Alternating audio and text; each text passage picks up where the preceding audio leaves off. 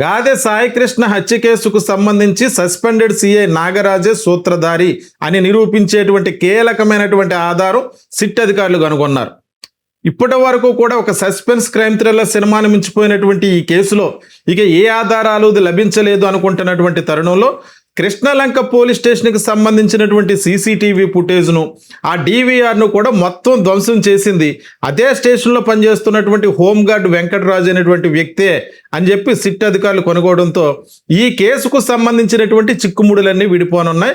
గాదె సాయికృష్ణ హత్య కేసు పూర్తిగా ఒక కొలిక్కి రానుంది అన్నటువంటి అభిప్రాయం అయితే ఏర్పడుతుంది. అంటే సిఐ నాగరాజు ఆదేశాల మేరకే ఆ స్టేషన్లో టెక్నీషియన్గా పనిచేస్తున్నటువంటి, అంటే సీసీటీవీలకు సంబంధించి టెక్నీషియన్గా పనిచేస్తున్నటువంటి హోంగార్డ్ వెంకటరాజు ఆ డీవీఆర్లను, సీసీటీవీ ఫుటేజ్లను పూర్తిగా ధ్వంసం చేశాడు. ఈ నేరాన్ని అతడు అంగీకరించడంతో సిట్ అధికారులు ప్రస్తుతానికి అతను అదుపులో తీసుకుని వైద్య పరీక్షల అనంతరం రిమాండ్కి తరలించేటువంటి పనిలో ఉన్నారు. అయితే నిన్న మొన్నటి వరకు కూడా విచారణలో ఎటువంటి విషయాలు బయటపడలేదు, ఈ కేసులో ఆధారాలు ఏమీ లభించలేదని చెప్పి అనుకుంటున్నట్టు తరుణంలో, అంటే సిఐ నాగరాజును సుప్రీంకోర్టు ఆదేశాలతో పాటు 7 రోజుల పాటు సిట్ అధికారులు కస్టడీలో తీసుకుని విచారించిన అసలు సాయికృష్ణ ఎవరో తెలియదు, ఆమె తల్లి నేను ఎప్పుడు చూడలేదు, ఆ సాయికృష్ణ అనేటువంటి వ్యక్తిని నవీన్ రెడ్డి అనేటువంటి హత్య కేసుకు సంబంధించి మాత్రమే ఒక్కసారే చూశాను, ఇంక ఈ విషయాలు ఏమీ నాకు తెలియదు అని చెప్పి ఆయన సమాధానం చెప్పడం, టాస్క్ ఫోర్స్ అధికారులు తీసుకొచ్చి మీ కృష్ణలంక పోలీస్ స్టేషన్లో అతన్ని అప్పగించారు కదా అని చెప్తే అవన్నీ కూడా కానిస్టేబుల్స్కే తెలుసు, నాకేమీ తెలియదు అని చెప్పి మౌనంగా ఉండి ఏ రకమైనటువంటి ఎవిడెన్స్ చెప్పకుండా ఈ కేసులోంచి బయటకు వచ్చి సైలెంట్గా ఆయన రాజమండ్రి రిమాండ్కి వెళ్ళిపోయి ప్రస్తుతానికి ఆయన కోర్టులో బెయిల్ పిటిషన్ వేశాడు. అంటే నాకు బెయిల్ కావాలని చెప్పి బెయిల్ పిటిషన్ వేశాడు. అంటే ఏ ఆధారం లభించలేదు కదా. మరొక పక్క ఆయనతో పాటు పనిచేస్తున్నటువంటి కృష్ణలంక పోలీస్ స్టేషన్లో ఉన్నటువంటి ఇద్దరు constable, head constable Nani, Ashok, అలాగే టాస్క్ ఫోర్స్ డిపార్ట్మెంట్కి సంబంధించినటువంటి ఇద్దరు కానిస్టేబుల్ బాబురావు, సాంబయ్య, ఈ నలుగురిని కూడా మన 5 రోజుల పాటు పోలీసులు విచారించారు, సిట్ అధికారులు విచారించారు. అయినప్పటికీ కూడా వాళ్ళ దగ్గర నుంచి కూడా ఇదే సమాధానం వచ్చింది, మాకేమీ తెలియదు అన్నట్టుగా వాళ్ళ నేరాన్ని అంగీకరించలేదు. దీంతో వాళ్ళ కస్టడీ కూడా కంప్లీట్ అవడంతో వాళ్ళని కూడా సెంట్రల్ జైలుకి పంపించేశారు. ఇంక ఈ కేసులో ఏ ఆధారం దొరకలేదు అని చెప్పి అనుకుంటూ ఉన్నారు. నాగరాజ్ ఏమో ఆయన నాకు బెయిల్ కావాలని చెప్పి బెయిల్ అప్లికేషన్ వేయటం జరిగింది. ఇటువంటి సమయంలో మరొక పిటిషన్ ఇక్కడ ఆసక్తికరంగా మారింది. మొన్న వరకు కూడా వైసీపీ ఎంపీ గురుమూర్తి ఒక private petition Vijayawada 2nd additional judicial magistrate కోర్టులో వేయటం జరిగింది. ఏంటి, నాగరాజు ఒక్కడే కాదు, పూర్తిగా పోలీసు ఉన్నతాధికారులు అందరికీ కూడా తెలిసే ఈ యొక్క అంశం అంతా కూడా వాళ్ళకి తెలిసే జరిగింది కాబట్టి ఇందులో డీజీపీని A1గా, అలాగే విజయవాడ కమిషనర్ని A2గా, విజయవాడ సౌత్ ఏసీపీని A3గా పేర్కొంటూ వాళ్ళందరినీ కూడా ఈ కేసులో విచారించాలి, ఇందులో చేర్చాలంటూ ఒక ప్రైవేట్ పిటిషన్ వైసీపీ ఎంపీ గురుమూర్తి అయితే దాఖలు చేయటం, దాని తరపున పొన్నవోలు సుధాకర్ రెడ్డి వాదనలు వినిపించడం జరిగింది. ఈ క్రమంలో ఈ కేసును సిబిఐకి అప్పగించాలంటూ వాళ్ళు ఒక పిటిషన్ దాఖలు చేయడం జరిగింది. ఈ క్రమంలో ఆ పిటిషన్ విచారించినటువంటి విజయవాడ కోర్టు దాని విచారణకు అనుమతించింది. ఈ క్రమంలో కానిస్టేబుల్స్కి సంబంధించినటువంటి వాళ్ళ విచారణ కూడా పూర్తే, వాళ్ళు కూడా రిమాండ్కి పంపించేస్తే ఇంకేమీ దొరకదనుకున్న టైంలో ఈ హోంగార్డ్ వెంకటరాజుకు సంబంధించినటువంటి విషయం బయటపడటం అనేది ఈ కేసులో కీలకంగా మారింది. మరి స్టేషన్లో ఉన్నటువంటి పోలీసులందరినీ కూడా విచారించినటువంటి సిట్ అధికారులు ఇప్పటి వరకు హోంగార్డ్ టెక్నీషియన్గా ఉన్నాడు, ఈ స్టేషన్లో సీసీటీవీ ఫుటేజ్లకు సంబంధించి ఆయన ఆపరేట్ చేస్తాడన్నటువంటి విషయం ఎందుకు ఆలస్యంగా కనుగొన్నారు అన్నది ఇక్కడ మిస్టరీగా మారింది. దీంతో నాగరాజు ఏ రకంగా డెడ్ బాడీని మాయం చేశాడు, దీని వెనకాల ఎవరైనా ఉన్నారా అంటే ఆ వెంకటరాజు సిఐ నాగరాజు చెప్తేనే సీసీటీవీ ఫుటేజ్లను ధ్వంసం చేశారా, లేకపోతే పై అధికారులు ఎవరైనా చెప్పారా అన్నటువంటి కోణంలో కూడా సిట్ అధికారులు విచారణ ప్రారంభించారు. అయితే ప్రస్తుతానికి ఆయన రిమాండ్కి పంపించారు.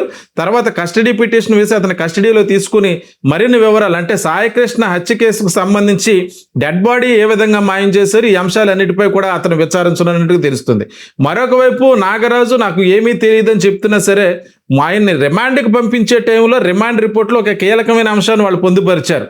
అంటే మే 6వ తారీఖు నుంచి 9వ తారీఖు వరకు కూడా ఒక ఎస్ఐ కృష్ణలంక పోలీస్ స్టేషన్లో సాయికృష్ణ చూసినట్టుగా అతను స్టేట్మెంట్ ఇచ్చినట్టుగా అందులో పొందుపరిచిన, మరి సాయికృష్ణ హత్య కేసుకు సంబంధించి నాగరాజు ఏ విషయాన్ని కూడా అంగీకరించకపోవటం, అసలు నాగరాజును చూడలేదు అన్నట్టుగా చెప్పడం, సిట్ అధికారులు విచారణ అంతటితో ముగించి ఆయన రిమాండ్కి పంపించడం, ఈ పరిణామాల తర్వాత గురుమూర్తి వేసినటువంటి పిటిషన్కి సంబంధించి కోర్టు విచారణకు స్వీకరించడం తర్వాత ఇప్పుడు హోంగార్డ్ నాగరాజును విచారించేటువంటి క్రమంలో ఈ కేసులో ఉన్నటువంటి విషయాలన్నీ కూడా బయటపడేటువంటి అవకాశం ఉంది. ఖచ్చితంగా నాగరాజు ఏ రకంగా సాయికృష్ణకి సంబంధించినటువంటి డెడ్ బాడీని మాయం చేశారు, అలాగే స్వర్గపురి శ్మశాన వాటికకు సంబంధించినటువంటి సీసీటీవీ ఫుటేజ్ను అది ఏ రకంగా మాయం చేశారు, ఈ విషయాలన్నీ కూడా ఖచ్చితంగా వెంకటరాజు ద్వారా బయటపడేటువంటి అవకాశం ఉండటంతో ప్రస్తుతం సిట్ అధికారులు ఈ కేసు ఒక కొలిక్కి వచ్చేటువంటి కోణంలో ఆయన కస్టడీలో తీసుకుని మళ్ళీ విచారించడానికి గాను కోర్టులో ఒక కస్టడీ పిటిషన్ కూడా వేయనున్నట్టుగా తెలుస్తుంది. దీంతో నాగరాజు యొక్క పాత్ర ఎంతవరకు ఉన్న దానిపై కూడా ఒక స్పష్టత వచ్చేటువంటి అవకాశం ఉంది. గాదె సాయికృష్ణ హత్య కేసు ఈ యొక్క ఆధారంతో ఒక కొలిక్కి వచ్చేటువంటి అవకాశం ఉందని చెప్పి అందరూ అభిప్రాయపడుతున్నారు. అలాగే విజయవాడ కమిషనర్ని A2గా, విజయవాడ సౌత్ ఏసీపీని A3గా పేర్కొంటూ వాళ్ళందరినీ కూడా ఈ కేసులో విచారించాలి, ఇందులో చేర్చాలంటూ ఒక ప్రైవేట్ పిటిషన్ వైసీపీ ఎంపీ గురుమూర్తి అయితే దాఖలు చేయటం, దాని తరపున పొన్నవోలు సుధాకర్ రెడ్డి వాదనలు వినిపించడం జరిగింది. ఈ క్రమంలో ఈ కేసును సిబిఐకి అప్పగించాలంటూ వాళ్ళు ఒక పిటిషన్ దాఖలు చేయడం జరిగింది. ఈ క్రమంలో ఆ పిటిషన్ విచారించినటువంటి విజయవాడ కోర్టు దాని విచారణకు అనుమతించింది. ఈ క్రమంలో కానిస్టేబుల్స్కి సంబంధించినటువంటి వాళ్ళ విచారణ కూడా పూర్తే వాళ్ళు కూడా రిమాండ్కి పంపించేస్తే ఇంక ఏమీ దొరకదనుకున్న టైంలో ఈ హోంగార్డ్ వెంకటరాజుకు సంబంధించినటువంటి విషయం బయటపడటం అనేది ఈ కేసులో కీలకంగా మారింది.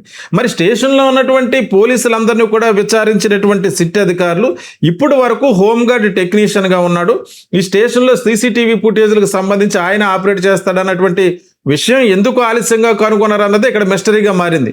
దీంతో నాగరాజు ఏ రకంగా డెడ్ బాడీని మాయం చేశాడు, దీని వెనకాల ఎవరైనా ఉన్నారా అంటే ఆ వెంకటరాజు సిఐ నాగరాజు చెప్తేనే సీసీటీవీ ఫుటేజ్లను ధ్వంసం చేశారా, లేకపోతే పై అధికారులు ఎవరైనా చెప్పారా అన్నటువంటి కోణంలో కూడా సిట్ అధికారులు విచారణ ప్రారంభించారు. అయితే ప్రస్తుతానికి ఆయన రిమాండ్కి పంపించారు.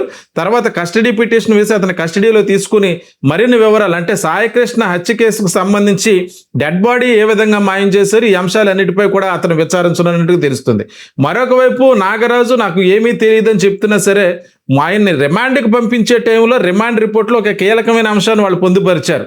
అంటే మే 6వ తారీఖు నుంచి 9వ తారీఖు వరకు కూడా ఒక ఎస్ఐ కృష్ణలంక పోలీస్ స్టేషన్లో సాయికృష్ణ చూసినట్టుగా అతను స్టేట్మెంట్ ఇచ్చినట్టుగా అందులో పొందుపరిచిన మరి సాయికృష్ణ హత్య కేసుకు సంబంధించి నాగరాజు ఏ విషయాన్ని కూడా అంగీకరించకపోవటం, అసలు నాగరాజును చూడలేదు అన్నట్టుగా చెప్పడం, సిట్ అధికారులు విచారణ అంతటితో ముగించి ఆయన రిమాండ్కి పంపించడం, ఈ పరిణామాల తర్వాత గురుమూర్తి వేసినటువంటి పిటిషన్కి సంబంధించి కోర్టు విచారణకు స్వీకరించడం తర్వాత ఇప్పుడు హోంగార్డ్ నాగరాజును విచారించేటువంటి క్రమంలో ఈ కేసులో ఉన్నటువంటి విషయాలన్నీ కూడా బయటపడేటువంటి అవకాశం ఉంది. ఖచ్చితంగా నాగరాజు ఏ రకంగా సాయికృష్ణకి సంబంధించినటువంటి డెడ్ బాడీని మాయం చేశారు, అలాగే స్వర్గపురి శ్మశాన వాటికకు సంబంధించినటువంటి సీసీటీవీ ఫుటేజ్ను అది ఏ రకంగా మాయం చేశారు, ఈ విషయాలన్నీ కూడా ఖచ్చితంగా వెంకటరాజు ద్వారా బయటపడేటువంటి అవకాశం ఉండటంతో ప్రస్తుతం సిట్ అధికారులు ఈ కేసు ఒక కొలిక్కి వచ్చేటువంటి కోణంలో ఆయన కస్టడీలో తీసుకుని మళ్ళీ విచారించడానికి గాను కోర్టులో ఒక కస్టడీ పిటిషన్ కూడా వేయనున్నట్టుగా తెలుస్తుంది.